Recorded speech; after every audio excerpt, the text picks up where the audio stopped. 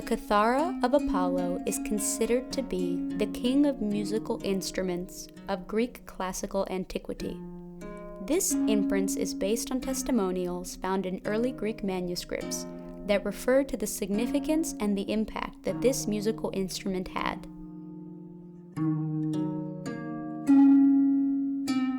There are numerous depictions found on ancient Greek pottery where the kithara is repeatedly shown. What actually sets apart the essence of this instrument from the other instruments of its time is the complexity of its design and construction and its unique sound. If we carefully examine all the well-known musical instruments used by musicians during the classical period, such as the family of the lyre, we will note that they have a great deal in common, but also many differences compared to the kithara. Almost all researchers have placed the kithara in the category of the broader family of the lyre, based on the fact that, despite their differences, they share common characteristics. The kithara could have originated amongst its own independent family of instruments, initially created along the same concept as the lyre. However, the kithara followed a different course in its subsequent stages of development. During the 5th century BC, the kithara reached the peak of its technical development and of its exposure to the public through musical compositions of the time. The coil mechanism, the curved arms, and the balancing weights are all indications of the technological advances during the periods of the 6th, 5th, and 4th centuries BC, from which we have a plethora of information found on pottery painting, on bas-reliefs, on coins, and manuscripts. The dimensions of the instrument reconstructed by Michalis Georgiou from Cyprus were based on a thorough comparative study of the ratios between the human body and the instrument itself, as illustrated on pottery painting scenes. The shape of the instrument is integrated into a golden rectangle. The proportion of the length over the width of a golden rectangle is the golden number, which is internationally denoted by the Greek letter phi. This figure is the essence of the harmony and balance found in nature and in the universe.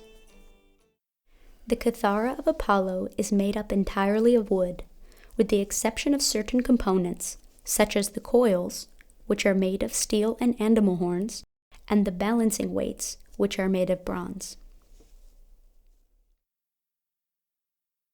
The pehis of the kithara are attached to the arms by fine metal sheets. Their purpose is simply to support the pehis and to serve the lateral movements they make. 2 curved scrolls are found on the front part of the pehis, extending towards their base, on which rests the zygos, a cylindrical wooden rod. Within the central curve of each scroll, there is a semicircular extension, which fits into a groove found on the lower side of the balancing rod. The resistance produced by these 2 mechanical points prevents the pehis from converging after the instrument has been tuned.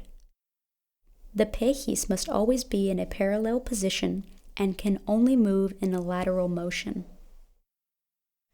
Under each of the pehis, we can see a goat horn in the shape of a horseshoe. The horn is supported at its lower end by a spring in the form of a metal sheet, which is attached to the arm of the instrument. Cylindrical pieces of wood are connected to the upper ends of the horseshoe-like horns, which converge with the lower ends of the pehis with the aid of the clepsydra-shaped wooden pins.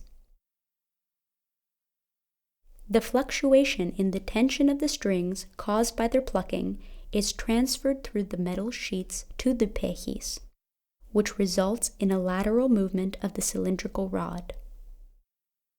At each end of the cylindrical rod, there exists a metal balancing weight. These weights slow down the lateral movement of the rod, thus producing an impressive vibrato.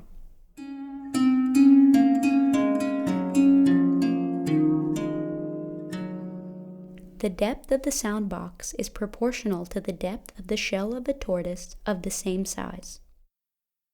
This has been deduced from the fact that the characteristic protrusion seen in the spinal cord of the tortoise is also observed in the sculptured posterior panel of the instrument. This is one of the main characteristics that points to the fact that there was indeed an integral relationship between this instrument and the archaic lyre. As with the archaic lyre, the kithara also has leather straps that are used for tuning the strings. During the 5th century BC, kithara had 7 strings. Later on, it is found with more strings. In antiquity, it was standard practice to use strings that were made out of the gut or sinews of animals, or even from plant fibers such as flax. In this case, and for practical reasons, Michalis Georgiou has used plastic strings that produce a sound of the same high quality as the strings made of gut. The performer held the instrument close to his body with his right arm, aided by a leather strap, which was attached to the right side of the instrument, while his right hand remained free to play.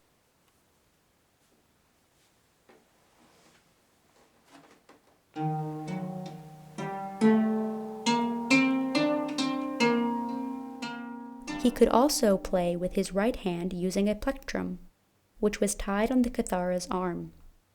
The sound produced by the plectrum was louder and of a different timbre.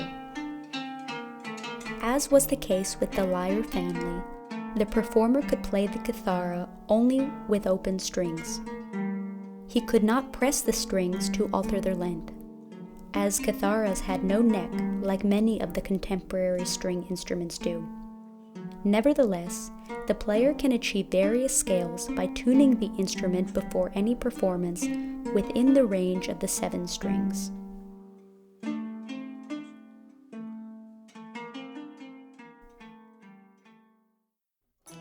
Because of the importance of the instrument, kithara players were often regarded as sacred people and enjoyed the respect and admiration of the public. Kithara tournaments were held in various cities, usually in honor of Apollo, in which the best kithara players were distinguished. The winners enjoyed great honor and became famous in all areas of the ancient Greek world.